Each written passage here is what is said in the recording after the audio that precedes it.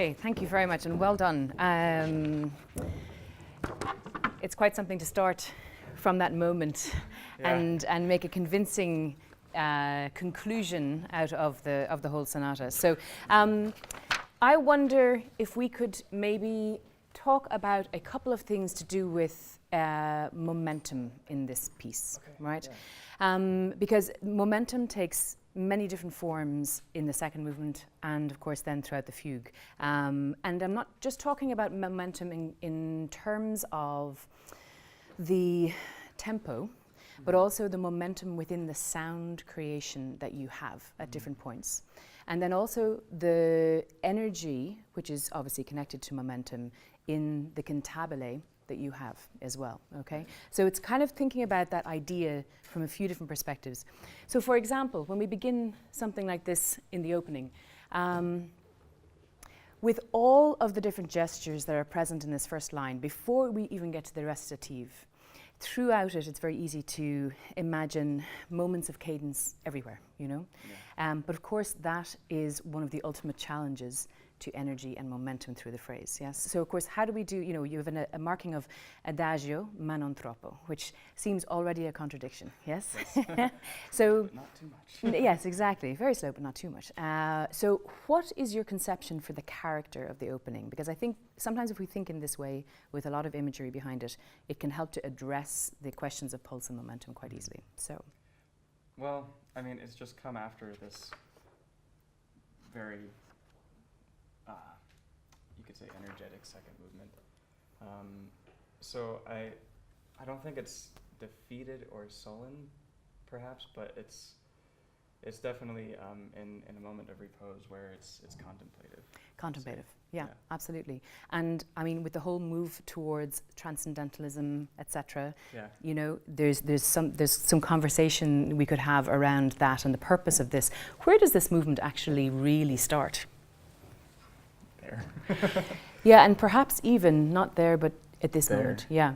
So if we look at, I mean, for those of us sitting in the audience, we have a number of different sections to this. We start out with an Adagio ma non troppo, which lasts 3 bars. We then go to a recitative, which is più Adagio. Then we go to an andante for 3 chords. Then we go to an Adagio for an extended cadenza-like passage. Then a meno Adagio for 1/2 of 1 bar, an Adagio for 1.5 bars, another Adagio ma non troppo for 2 bars, and then eventually we hit the first theme of the piece in a sense, yes? So it's exactly in this moment. So it's as if you have been through many different lifetimes before this even begins. So can we take, just from the very beginning, and I'd like you to play for me the very first line in 2 different ways. One, just in short gestures with the breaks in between, with actual breaks in between them that are not written. And then we'll go back and I'd like you to play it for me as written, but with those gestures in mind. So, with what breaks between sections or between literally notes? Between gestures. And gestures, yes. Okay. So what is if I asked you to play for me the first gesture, what do you reckon it would be?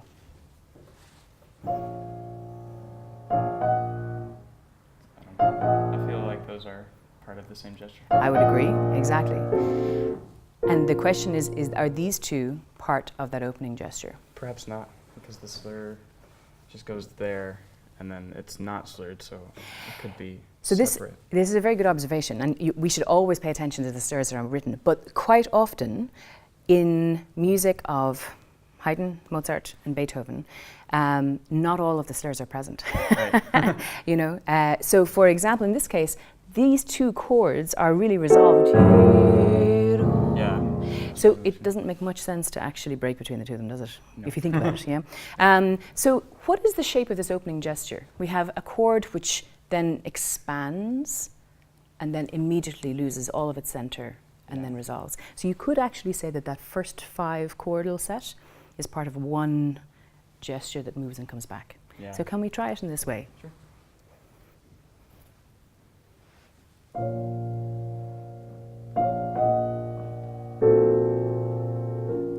Okay, good. So I liked that. Can you imagine, I've been talking about this quite a lot to people this week when I've seen them. As pianists, we are very, very good at the entrances in our notes. But there are three parts to a note, yes? There's the entrance, the duration, and then the exit. Now, do you play any other instruments besides piano? Does ukulele count? You're probably also paying attention to the entrances of your notes. Yeah, I'm thinking something more along the lines of a note that would have to be sustained. Like if you're a violinist, for example, and you have a note, you actually have to consider the quality of the duration of that note, and then what is the shape during that creation? What happens with the bow speed? What happens with the weight in the bow arm? What happens with the vibrato or not? I've had a lot of choral experience. So where you have to change the... Wonderful. Okay, so in this, I feel like you pay attention to the entrance, bam, and then metrically, ta-dam, but what is the connection between dim, ta-dim, which is going to give you that like an elastic band that you're going to stretch our anticipation out on. The way you played it, you didn't take advantage of that, yes? Yeah. So try it for me one more time and hear the sustaining quality of that note reaching to the upper neighbour, yeah?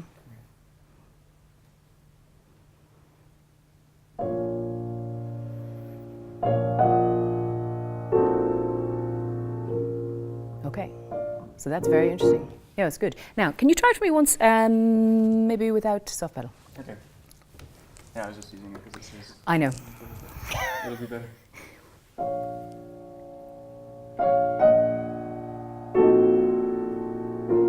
Okay, bravo. So then when we do this, do we want the same level of sound? No. All of the notes voiced all the time? How do the chords relate to each other? And then how transparent or thick do you want those chordal sounds to be? Well, that's the most interesting part of it. Really. And certainly with the diminished sound, a diminished sound obviously being the most tense, there's some support for giving us a fuller sound there, so we feel the dissonance, and then as you emerge and resolve, to actually then voice very carefully the notes you want us to hear in the last chord, yeah? So try that, try to add that to this. And then the intention of that very, very first note. I have to say, I like sort of the transparency of that because it makes it unsettled. Because for me, the character at the beginning here is a little unsettled. We don't know what's happening, you know? And there's an intensity to the which is in such its own register. This is another thing I've been talking with people about, is that the piano, you know, we tend to play the keyboard as if the keyboard is the same instrument. But, you know, if you're a clarinetist, your different ranges in the instrument are almost like completely different instruments. So this sound world up here, this sound world is very, very different from, yeah, in texture, in everything. So that's one of the reasons why I wanted you to lift the una corda, because when you have an una corda, it actually mutes the entire sound across the keyboard, and you lose the opportunity to really create a different texture in your voicing and in the character and intention of such an extreme. Now I know that's a lot of thinking for one chord. It is. But, you know, I mean, one chord... It's an important chord. Yeah, and one chord can send a shiver up someone's spine, Yeah. and you know you're in a different sound world, yes? So, without too much pressure, can you try that for us? Yeah, the perfect B flat minor.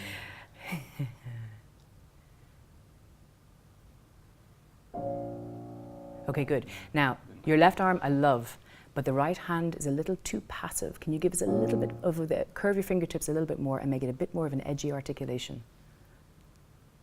Do you hear the difference? Yeah. Okay, go back and do it the other way so we hear the more kind of mellow sound. Yeah? Okay, good. And he's not changing an una corda or anything on this, yes? Literally this is the difference between curved and flat, yes? Okay, so a lot of what I will talk about today is what physically are you going to do to elicit the sound that you want, rather than, a lot of the time we try to imagine the sound and then just try to find it. But I want to try to analyze what produces it 99% of the time, yes? Okay, so one more time now with that sense of edginess on top. Bravo. Now, one last thing. This is a minor chord, yes? So the most interesting part about a minor chord is? Yes. Third. Funnily enough, not the fifth. We're going to hear the fifth anyway. So can you tilt your hand slightly towards the D flat?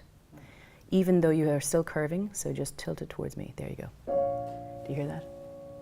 Very different sound. Very different sound. So if you want to voice something slightly, you've got two options usually. You can either straighten a finger, wherever it happens to be, and then that finger will just literally hit that note a split microsecond before anything else. Nobody will really realize it except the person doing it. Or if it's on the outside or inside of a chord, you can tilt your hand one towards the other, and it does the same kind of thing. It puts a little bit of weight somewhere else, you know. So, okay, so now try the first gesture.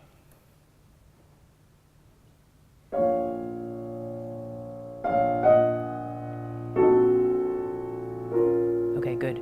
Can you make sure that you really count that inside of that? Right. Because I think once you get to here, you're in such a rush down to there, you actually cut that short. Yeah. And if anything, we want to feel Right. before we go here. Yes? Exactly. Ah, now, that was too mellow. What are you going to do to change that? A little bit There more. you go. Yep.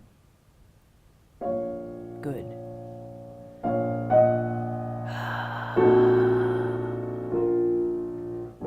Yeah, bravo. Now, what do you want to have sound in that chord?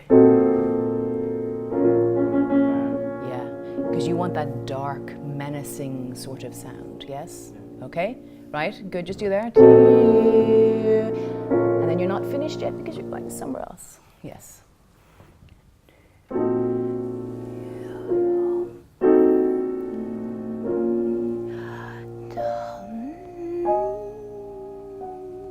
Okay, now, do you imagine that as a total echo? No. Okay. It has a different character to it. I mean, the D natural clearly is. Yes. And in this case, particularly after the D natural, it does have a different character. What instrument would play that if you were orchestrating it?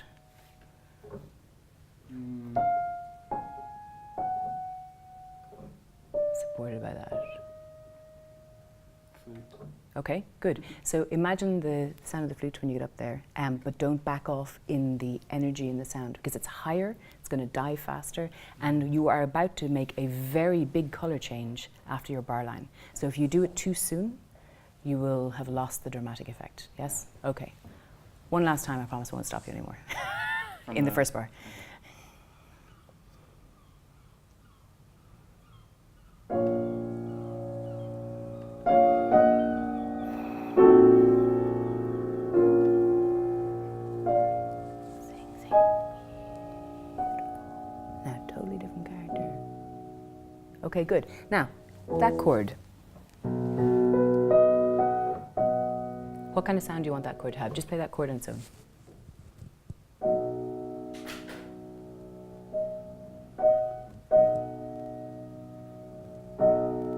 Not bad. It needs to sing a little bit more for me. When you sing, how do you make something sing at the piano? Actually, bring out the top voice a little more king to the sound. Sure, and follow through with the arm. Yes. Okay, good. So can you come into it for me? And then different sound. There, yeah.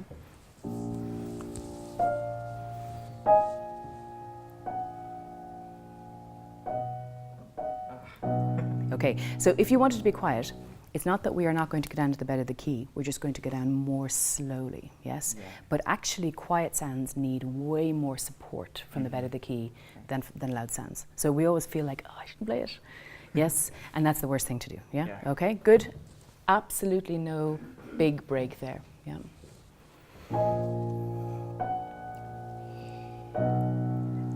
So that's good, but can you disappear into the sound for me? It still sings, but it's not going to be another active Yeah.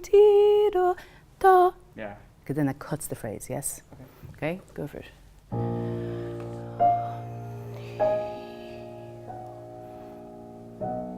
Beautiful. Do that one more time. This died too much. Yeah, You it did. telegraphed what you were about to do.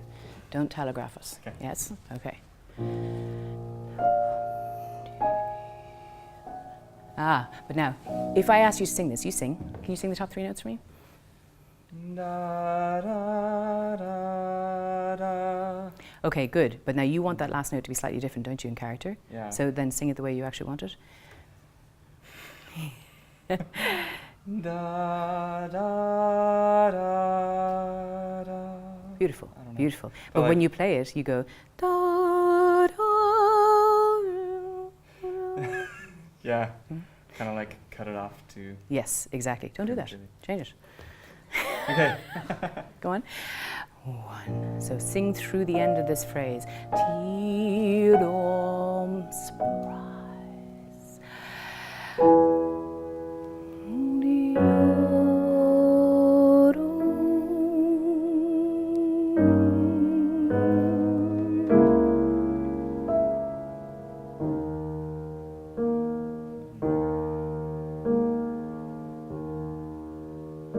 Okay, good. I like your last two chords very much here. I would give us a little bit of lift after the right hand. So one, dom, team. Yes, as if it's literally a string player with an up bow. Yes. Yeah. Now your gestures here, possibly. Yes.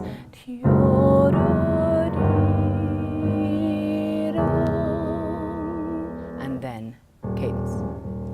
Yeah, but I get from you very separate chords. Doink, doink, Yeah. doink. Now, I know we do have to play them vertically, but you have to be a magician with your legato. And this is why really thinking about the grouping is so important when we're doing this. So we want that, yes. Mm-hmm. We have this as one idea. Then we have this, and then ending, take us into the wrist, all Yes. underneath that. Yeah? Go ahead from there for me one more time and let's see if we can hear those gestures.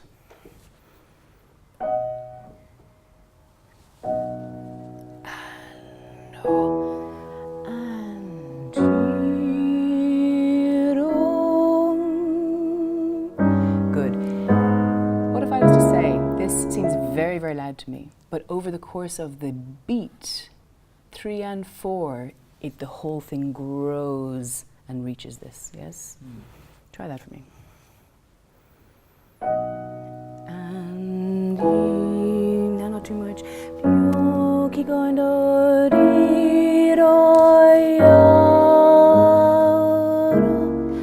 you want to do it? The ya. Shape the ending. Yes, it's good. I like the idea, but can you, if you die that much, then we still have another bar and a Doesn't have half. anywhere to go then, Exactly. Yes. See, you're starting to think in exactly the right way. Just go from there.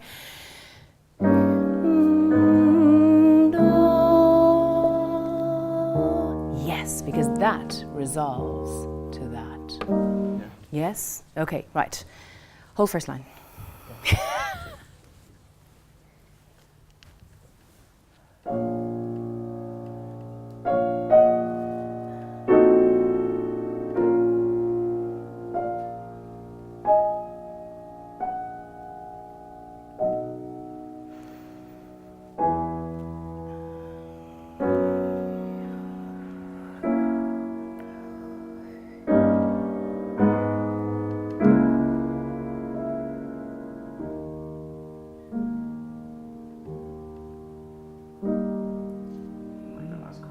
Yeah, it was very good though. Yeah. So now all of a sudden, in between all of these crazy different character changes, there is actually now a sense of momentum. We need to hear how you hear this music. And now you've shown it to us, yes? So the things that are available to you are always the same in terms of what shape is this? What mood is this? What color, what taste is this, yes? Okay, very, very good. Yeah, I would just make that less. And this will be fine, right? Can I have you play the next? Yes.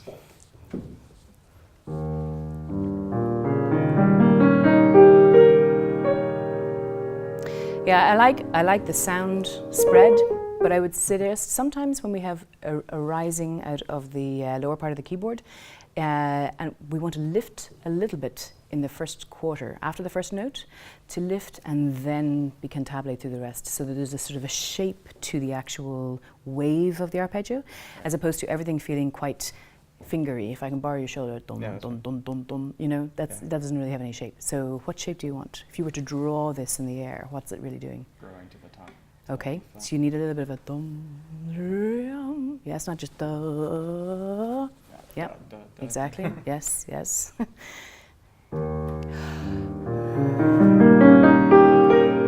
Bravo. Now, this area, the octave around middle C, is the loudest part of the piano. Yeah. Why? Because that's the most played part of the piano. Yes, I mean I know this is So pretty it's loud. typically like in the worst condition. Yes, Is that what you're exactly, saying? exactly. Okay. The tone of that area of the piano is usually, if you have a look out for it, you'd be amazed. In most pianos, it's the worst tone differential. Right. So watch out for that. Don't try to overly express through that because of this. Yes, try it one more time.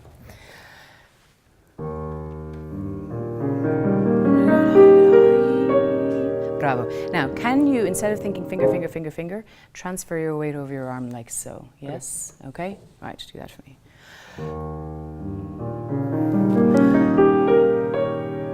Yeah. You hear a little bit of a different sound there. Yeah. Good. And now, is this really da, da? No, No, it's it's- ti.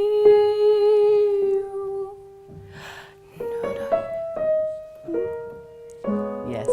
Now, highest notes, when we go to outside notes, we tend to hit the ceiling.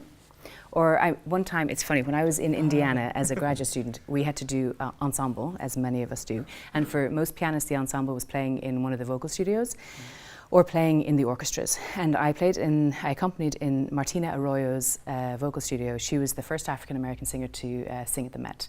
And she was the epitome. If you took a caricature of an opera diva, this was it. Did you ever accompany for her? I played for her studio too. Yeah. Do you remember? Miss Piggy. Yes, exactly. I know. Well, That voice. she had that kind of voice, and she was just always done up to the nines. Her table was in a corner in the side of the room, and she never emerged from behind it. Everything was issued as a diktat from behind this, you know. But when you were doing the warm-up exercises, playing behind the singers, you know, the kind of exactly. She would constantly say to them, "Don't hit the ceiling! Don't hit the ceiling!" And it was really interesting because if you think about it on the piano as well, when we go to the extremes and we turn around quickly to come back, we tend to literally go and we push ourselves off the wall that is the external part. Yeah. And in some cases here, that's what's going on. So can I have again a gesture that is not cut in two by just that old habit? Yes? Okay. Okay. So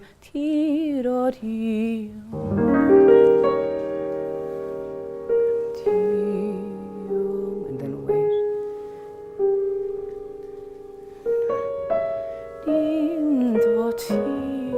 Yes, because that's actually really one idea, isn't it? Yeah? Okay? And what you're doing is you're lifting the elbow over that so that it loops rather than hits the ceiling, yes? Just try that for me. Yes. And then can I also ask you, the appoggiatures that you have, should they be the same exact level of emphasis? No, probably not. Probably not, because if you have two levels of emphasis in the same phrase, you lose a shape, yes? Yeah. So which one do you want to have more? First one. This Try both. upper one. Try both. Try both.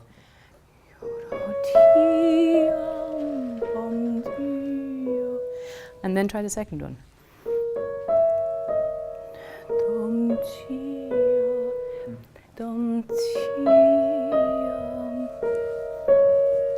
Yeah.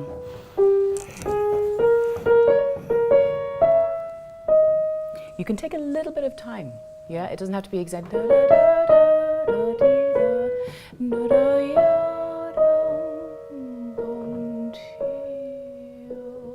I mean, this, after all, is part of a recitative, yes? So, I mean, I would take advantage of this, yeah? Okay, good. Next three.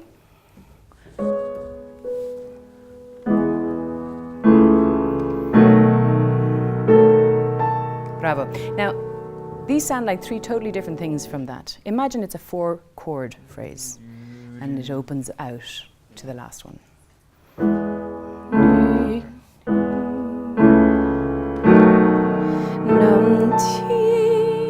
Yes, bravo. Now, I get a bit of a pushy feel here, especially the ya. So I'm getting too. exactly, relax there. Yeah. Just allow the arms to drop into the bed of the key before you start to push. Yes, you're going for a round sound follow through. Yeah. Yep.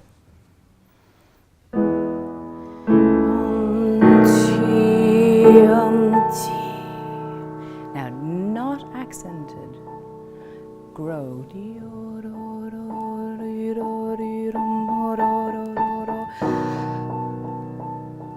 Yes. So, I like this very much. Your timing is great.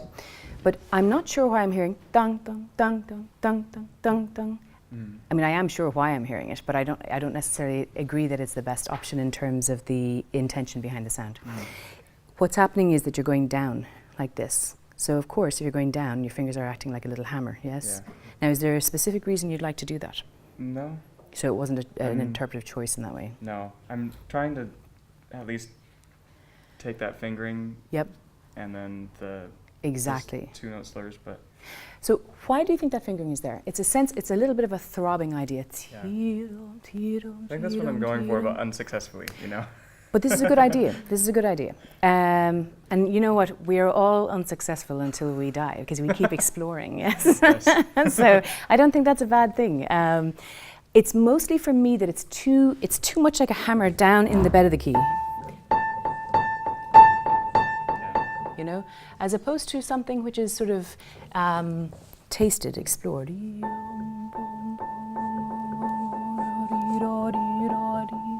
You can imagine, I keep doing this today. I don't even play a string instrument, but I'm going to mimic one. Great visuals. So it's kind of like an up bow that has an extra bit on the same gesture of the arm. My sister's a cellist. She demonstrated much better than I would. Can you try it for me? This is again this sort of anticipation of all those moments you're ever going to hear, not just in late Beethoven, but in Schumann, in Liszt, and then eventually in Impressionism, where we are messing with a sound that is not necessarily like a harpsichord sound, yes? So this is a bit of an exploration of that kind of transcendental feeling a little early. Try it one more time for me, just some Now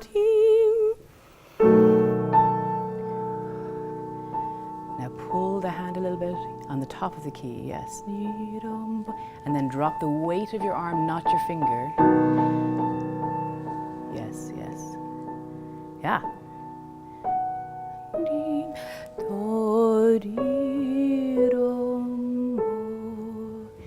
Okay, good. Now, this is beautiful. Well done. That is not easy just to pull out. But it's one of those things, it's almost like you were just improvising, yes? And this is the world you draw us into. Beautiful, that's the end of one gesture. And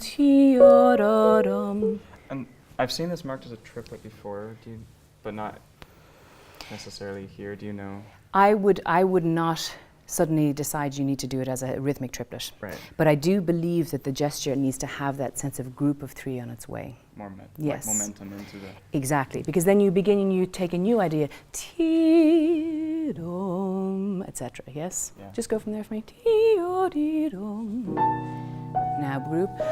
And then sing. Yes, but don't connect those. Yeah, and I would not lift the pedal before this, because this is going to there. Yeah. Okay. Yeah. Can you do a melody note for me that's not the doink? Yeah. Go slowly into the key, move your hand through and go into the bed of the key. Bravo. Yes. Is it possible not to do such a big, but imagine sliding from one.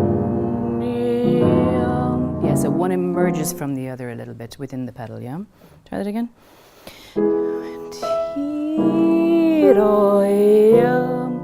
Yes, but crescendo to it. Go to it.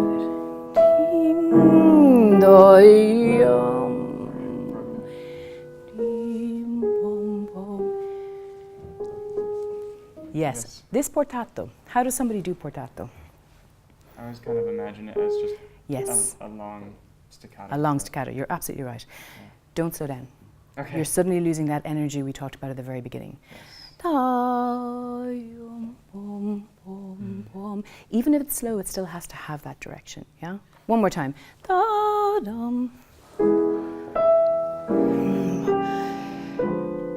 you pulled it away. Yeah. Go into it.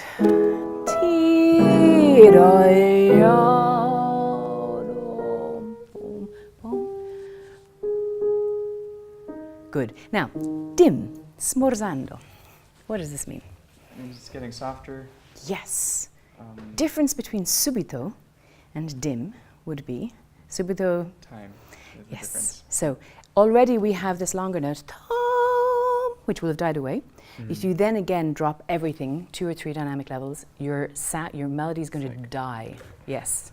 You will have killed the melody, in fact. Right. And there shall be no murders in the melody, right? Go on again. Now, come on, intention. Now. Now, out of nowhere. Sneak in. Nothing yet, nothing. Now, only arm weight. No pressing, no pressing. Bravo, yeah. So this sneaks in out of nowhere, and when I mean no pressing, it is literally just, can I borrow your arm for a second? Yes. So drop all of your arm weight as if you're totally dead. Yes, excellent. See the weight in that arm? Yeah. That plus gravity and floating it and then letting it just really descend into those keys, that's how to create an incredible broadening of the sound into the T, as opposed to getting to the point where somebody's literally going da da da, and that's not musical, right? Now, I'm exaggerating, you did not do that. Thank you. Yes, exactly. Can I have dum, do, ti, and then disappear and sneak in with these repetitions? Now nothing.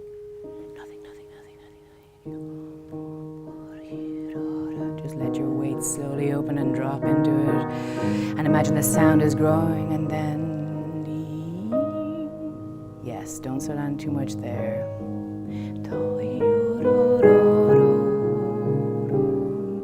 Bravo. So, that was very good. It was very good. So imagine the sound as, when you're coming here, imagine it as 3D, yes?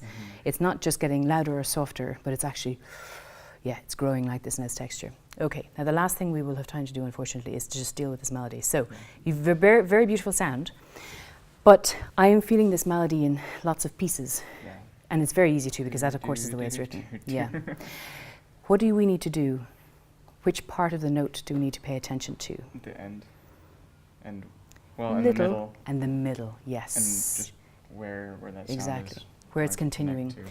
If you imagine subdivisions, everywhere where you don't have a semiquaver, you will imagine the continuation of the sound.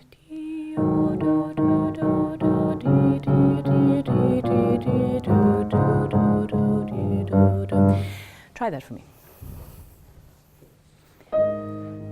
I know, but actually the subdivision's in the melodic part. Oh.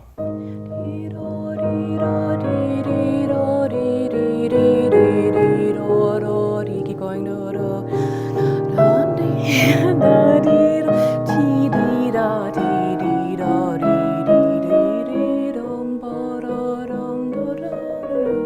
Okay, good. Now, inside, imagine this, but then just sing the line and think of the enduring quality of that sound. Again, that momentum through the sound, yes?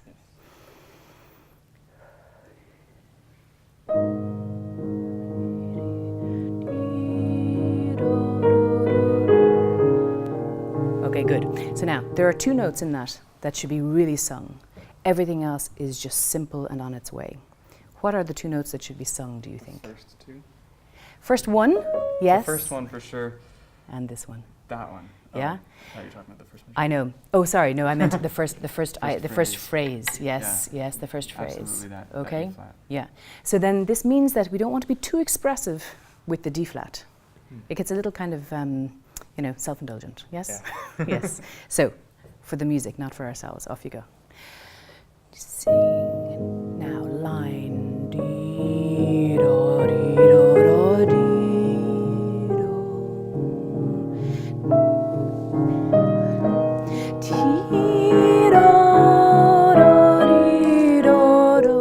Ah yes, bravo. So I loved the first one. Thank Second you. one, the left hand is giving me a bit of a whack on the front of every beat. Yum, bum, bum, bum. It's like I know what the time signature is, and I'm showing you exactly. Yeah. This left hand, I mean, if you imagine it in the orchestra, it's probably, some of the inner strings. Yes, just or even probably Or even plucking, or even pizzicato. Yeah. That texture, that carpet texture, should be completely unaffected by your clarinet or whoever it is that's playing on top, yes? Yeah. Right, so just because you're the same person doesn't mean you can't split and, yeah. So let me hear that. Okay. First part, do that again, that was beautiful. And we'll just get to there and then we'll stop. Okay. with the singing sound. Send the singing sound far. Bravo. Direction.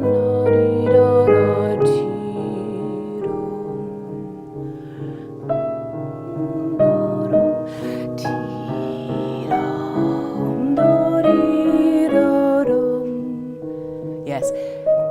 Subito piano. Man, Beethoven was just stunning for his subito moments that are so, so difficult. Can I ask you not to pretend that this is the most important note? Very easy to do, yes. And go into this as if it is actually the loudest point and just stop on that chord. Just go from there for me.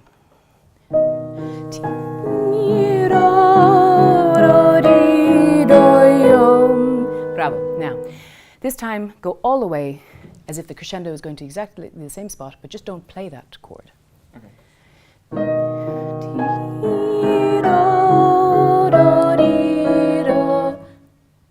Thank you. Now this time, keep that break in there and then just play the subito quiet chord after an actual break. You feel the crescendo. Ah, yes, well, you jumped ahead to the next step. That's good. That's very, very good. That's what I was going to get you to do. I was going to get you to have a bit of break and then play quietly and then do what you just did. But in order to really get those subitos, we have to practice them in that way, yes? Yeah, okay. Now, this, I mean, we unfortunately have to stop. This kind of sonata of Beethoven's, people spend their whole lives on. But you can see already in such a small amount of music how much complexity there is when we think about energy, momentum, sound quality, how we have a sound that is free or that is active or that is passive, thinking about your gestures, thinking about the line, many things. So I hope that you can take some of this and then see it emerging in other parts of the piece. Okay? Yes. Congratulations. Thank you so much. Well, you're very welcome.